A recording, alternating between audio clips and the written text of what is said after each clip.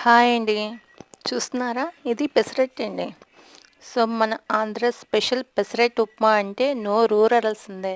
నేనైతే మటుకు ఇవాళ ఉప్మా చేయలేదు. అందుకే అది పక్కన పెట్టి పెసలున్నాయని చెప్పి రాత్రి నానేసి పెసరట్టేసాను.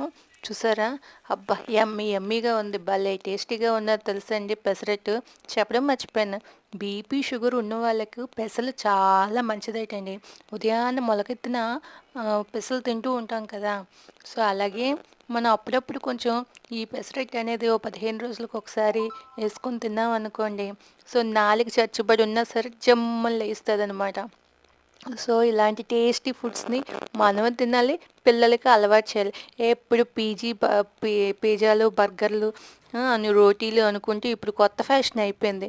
ఇది ఎప్పటినుంచో వస్తున్న మన ఆంధ్ర పెసరట్టు అంటే జమ్మంటది ఎక్కడికెళ్ళినాను. Okay viewers, bye.